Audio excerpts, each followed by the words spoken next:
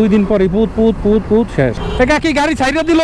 জাম লাগার কেমনে কাহিনী পুলিশ করছে দেখেন। পালার পালা লাগাইছে দিয়ে পালার পালা রিক্সার উপরে লাগাইছে কি কি শাহী রিক্সা তোমার? রে কত নমুনা যে আছে বাংলাদেশে, নমুনা শেষ নাই কাহিনী। ওরে হালার মোড়া রে। একা কি ফুল কত করিয়া? 20 টাকা। আমার বললে কেন নিমু? ফ্রিতে দেবেন একটা? দেবেন তাই দেন। একা কি গাড়ি ছাইড়া দিল? তাইলে আর নেওয়া হইলো না। বউ তোমার লাগে আর ফুল না হইলো না, গাড়ি ছাইড়া দিস। কারণ এখন এই জ্যামে বইয়া থাকা যাবে না। দেখো এই গাড়িটার পিছনে উপরে লেখা দেখেন, ক্যামেরায় দেখা যায় কিনা জানি না, লেখা ট্রাফিক আইন মেনে চলুন। আচ্ছা দেই ও কতটুকু ট্রাফিক আইন মেনে চলে আমি আপনাকে একটু দেখাই। ওর পিছনেই যাবো।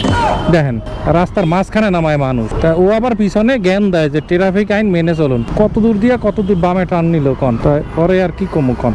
ও আবার পিছনে বলি দেয় ট্রাফিক আইন মেনে চলুন, নিজেই করে 2 নম্বরই কাম, পরে আবার শিখায়। যাও শিখাও, নিজে আকাম করে কেউ যদি পরে শিখায় তাই তো ভালোই। বিষয়টা সুন্দর না? থাক ভাই কি কমু কন, এগো কইয়া কোনো লাভ নাই। তো ভালো আছোস? ভালোই।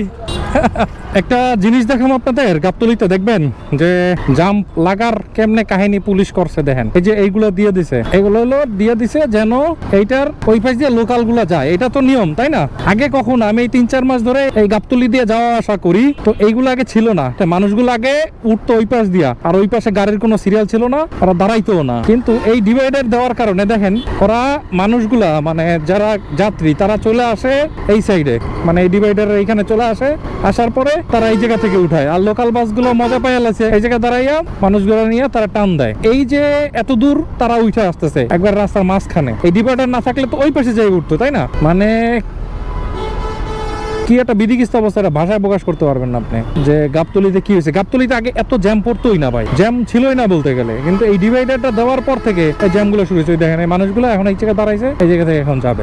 এটা সুফলের চাইতে অসুফল বেশি। আমাদের বাংলাদেশের টেন্ডেন্সি নাই যে নিয়ম কানুন মেনে চলবো। এটা কোনো আমাদের ভিতরে এরকম কোনো কিছু আল্লাহ দেয় নাই যে বাংলাদেশে বৈশা তুমি নিয়ম কানুন মানবা। কিন্তু এই লোকটাই আমাদের যে কোনো মানুষ বাংলাদেশ থেকে বিদেশে যাও তাদের মতন মানে নিয়ম মানে না। কেউ মনে করেন থুতু হালাবে, থু না, এখানে থুতু হালান যাবে না, গিল্লে ফেলো, পরে যাইয়া ফেলাবো। টিস্যু বাইরে ফেলা যাইবে না, পকেটে বসে রাখো। ভাই এইগুলো দেশে আইসা করেন না, দেশে বৈশা এইগুলো করেন, দেশটারে আমার মনে করেন, তাইলেই তো হয়। সবাই মিলে দেশটারে ভালোবাসেন, আপনিও ভালো থাকেন, আমিও ভালো থাকি। আইনের প্রতি শ্রদ্ধা আসলে আমাদের রাখা উচিত। আর এখানে দেন বাতি তো একটাও জ্বলে না, সব বাতিগুলো বন্ধ হয়ে রয়েছে। ঘড়িতে বাজে 9:30, এখনো একটা কোনো বাতি নেই। ওপরে সব কটা বাতি জ্বলে। কি করবেন কন? বাতি দিয়ে ওটা হামাইরা খাইয়া কি যে অবস্থা করছে এরা, সুইচে মারি কই দিয়া অভাব সারা। একটা বাতি লাগাইবে 2 দিন পরে পুত পুত পুত পুত শেষ। কি বাতি লাগা যে পুত পুত হয়ে শেষ হয়ে যায় জানি না। একটু আলো থাকলে একটু ভালো মতো চালান যায়, আলো না থাকলে ভালো মতো গাড়ি চালান যায়। বাইকার গুলো লাগে ঝামেলা, বাইকার একটু ভালো মতো লাইট লাগাইতে দেয় না। বড় গাড়িতে লাইট মারলে যাই আমরা অন্ধকার। এটা একটা বৈষম্য বিষয়।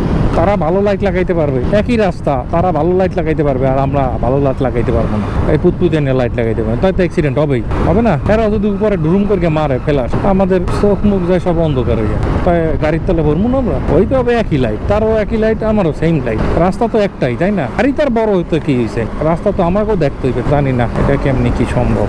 তো আজকের মতন এইখানে জ্ঞান দেওয়া সমাপ্ত। ভিডিওটা ভালো লাগলে একটা লাইক দিয়ে যাইয়েন, আর না ভালো লাগলে একটা ডিসলাইক দিয়ে যাইয়েন, কিছু একটা করে যাইয়েন। হাফেজ।